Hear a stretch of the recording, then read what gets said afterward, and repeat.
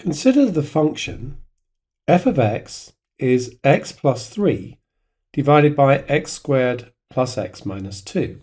And the bottom can be factorized. So what we have is x plus 3 over x plus 2, x minus 1. The graph is shown here. There are examples of limits that we can see on this graph. So let's look at those. Now, if x were to be negative 2, that means that x plus 2 would be 0. We're not allowed to divide by 0. And that's why we can see when we go to x is negative 2 that there is a vertical asymptote. However, what we could do is look at what happens as x tends to negative 2. So let's look at it tending to negative 2 in this direction. So we would say that's negative 2 from below. You may see other notations for this. We can see that as we move in towards negative 2, the graph goes off the top of the page. So what we would do there is say that y tends to infinity. What if we tended to negative 2 from below, going this way? We can see here the graph goes off the bottom of the page. So if x tended to negative 2 from above, y would tend to negative infinity.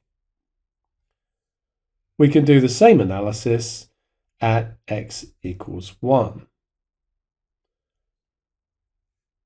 There are other limits out here as well. We could say that as x tends to infinity, we can see that it's asymptoting to the x-axis. So that would mean that y tends to 0. If we're being strict about that, we would say y tends to 0 from above. We could also write that as the limit as x tends to infinity of f of x is equal to 0. We can see that the same is true as x tends to negative infinity. However, these are not the limits that we're necessarily looking at in this section.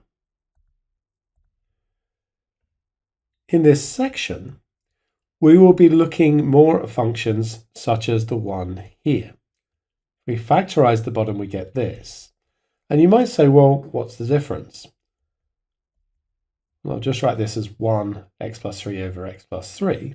You can see that we have an x plus 3 on the bottom and an x plus 3 on the top, which means that if x is not equal to negative 3, in other words, they're not both 0, we could cancel them.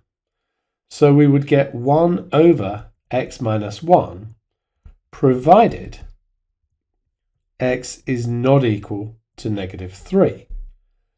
However, if we include the possibility of it being equal to negative 3, we can't just cancel it because that would be 0 over 0, and that is undefined.